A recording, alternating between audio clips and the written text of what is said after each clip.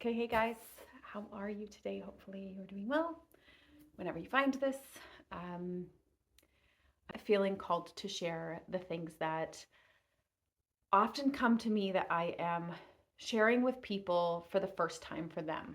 And I want to say the first time, but I mean the first time in this lifetime. So even if you can't quite grasp the idea of a past life, we call it a past life, and technically all timelines are running simultaneously on some level outside of this construct that we live in, which is time and space.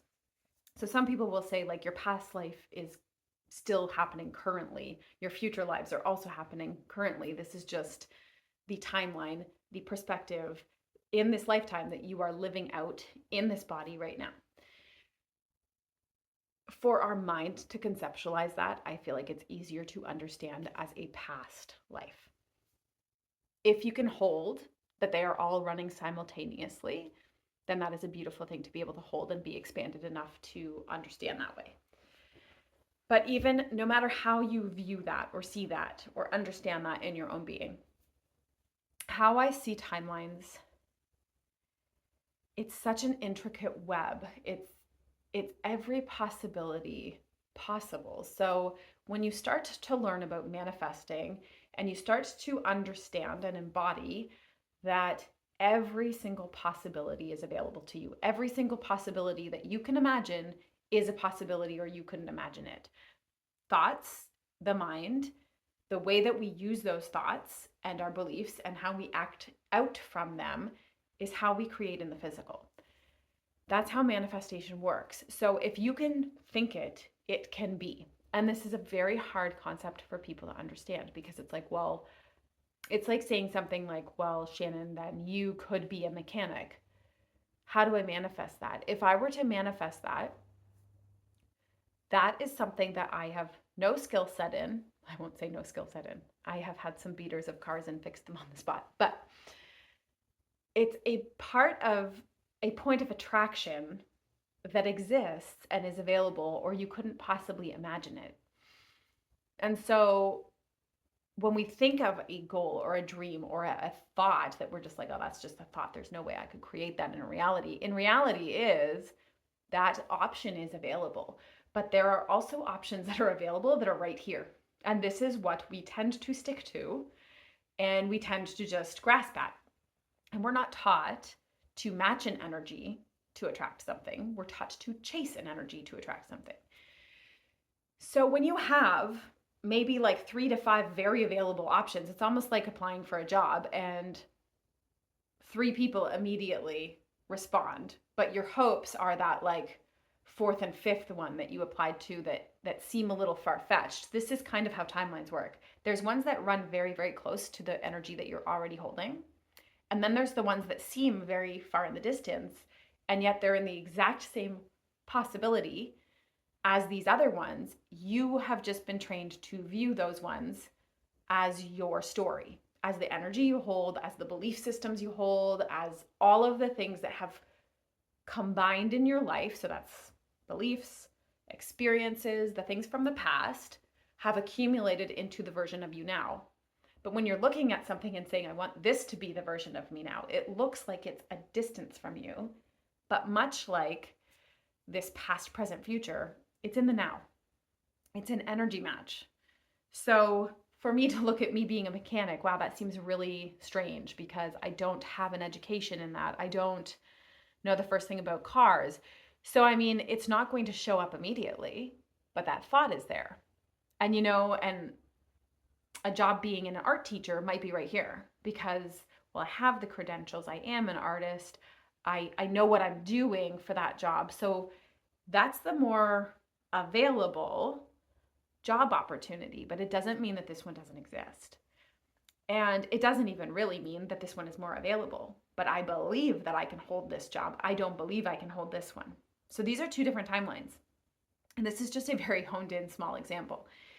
But to match that timeline, I have to understand that there is a gap in frequency and energy. That gap is the only thing that is creating space between me and that job. So how do I close that gap? It could be the simple way that we have done things over and over and over again, where we go to school for something, we get the education, or we like apprentice under somebody. This is all possible.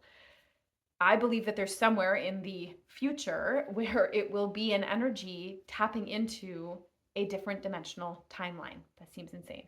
But think about it this way. If my mind can open up and expand to a past life, and I can actually live out and experience and understand that lifetime in this lifetime, then there is a frequency match for me as a mechanic right now. And would I be able to expand my mind and energy enough to match that immediately, where that information is just already here? I already know how to do that. All of us have done this at some point in time in our lives, where we've pulled something out of the hat. It seems like we have no business doing something or figuring something out, and somehow it just clicks, or you just know. It's very the Bourne movies, you know, how he has his memory basically wiped and starts recalling, remembering things of his past that have been kind of like shoved away. Well, we all have the ability to do this. We do this a lot in healing practices, where we go back into our inner child belief systems. We go back to moments of our past and are healing them. Well, there has to be a past life where you have been a mechanic, more than likely, or a future life. Can we not tap into that and bring that into the now moment? Again, this is getting a little ahead of ourselves, but I do believe that it is fully possible if we expand our mind. And this is how we're going to do more things in the future. So when we're thinking of timelines, I've already explained to you how there can be two coexisting timelines, but you already see this one as possible and this one as impossible. So as we make any decision in our day, in our mind, or in our actions, or maybe it's a portal of time, maybe it's a whole week, everything that consists in our frequency of what we are thinking, believing, doing, acting on, feeling, it's all opening different timelines. So of course our brains can barely hold this together. It's very hard to think of, well, there's billions of timelines in front of me right now. More than likely, the average human person probably has, I see often that there's like three. There's three very strong, obvious timelines, right? It's a yes or no, maybe, like to a question, like, am I going to this party? Am I not going to this party? There are always going to be the opposites, and then there's all the ones in between, but we kind of see it as, I applied for these jobs. One, I'm going to get an answer yes. One, I'm going to get an answer no. And maybe three is, I won't hear anything and I'm going to be kind of left in the lurch, not knowing what happened. That's three timelines. And then what you do with those three optional options moves you into the next thing. So how I energetically see it is usually like a thread of frequency energy. So there's an energy that you are carrying that consistently thinks or believes or has been shown that you are going to be told no. That's the no timeline. There's also an energy frequency line that validates that you are going to get a yes from this specific situation. And that's another timeline. And then there's another version where you've learned or experienced that sometimes people just never get back to you. And so these are your three running timelines in that situation. But we have deep-seated belief systems, often ones in our unconscious that we are not aware of. And so if these programs are running in your mind, they're running your show, they're running your timelines, they're running your sequences.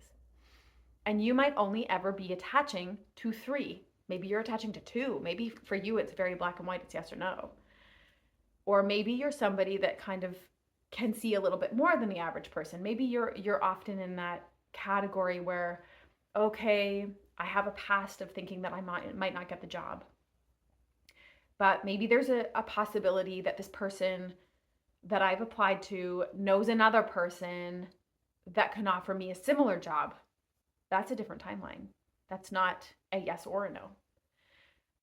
Maybe the person that reaches out to me about this job and this job itself is a yes, but it ends up not working out, but I learn a lesson from it for the actual job that I'm wanting, or I'm not even realizing I'm wanting yet. That's another timeline.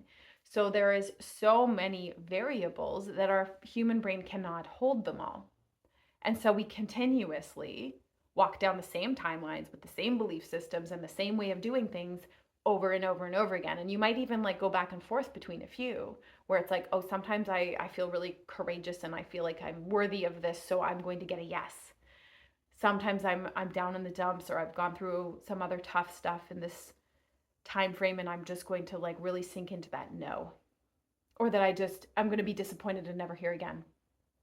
So we have to be very mindful of what timelines we're attaching to and what timelines we want to continue on and which ones we want to let go of. So I can often explain them to people as like railroad tracks. Like if you, every time you believe something or every time a pattern comes up, are putting down a piece, a slab, let's talk about this as if it's wooden tracks, a piece of wood that's going to be your track. And then you put down the other piece that's going to be the track, and the next piece that's going to be the track. So every time you have this belief, this feeling, this action, you're creating this entire track that you are now on. Maybe sometimes you go a little over here and you make a route, but you end up on the same track, and you're kind of one of those people, or you're in a certain time in your life where you keep feeling like you're getting somewhere and then you somehow end up back on that same track. That's where we get curious. We start asking, what is this consciousness? What is this holding that I keep ending up in a loop? A lot of us feel like we are in loops of patterns. Once we are aware of our pattern, we're like, how come this keeps coming up? Why does this keep happening? It's there so it can keep leading to you to this point to say, do you want to stay on this track or do you want off? And if you want off, do you want off this route, the exact opposite, or do you want to veer off? Do you want to have maybe some stepping stones to veer off into? And this is where we get to play. And there are many timelines that we can't even fathom are available to us.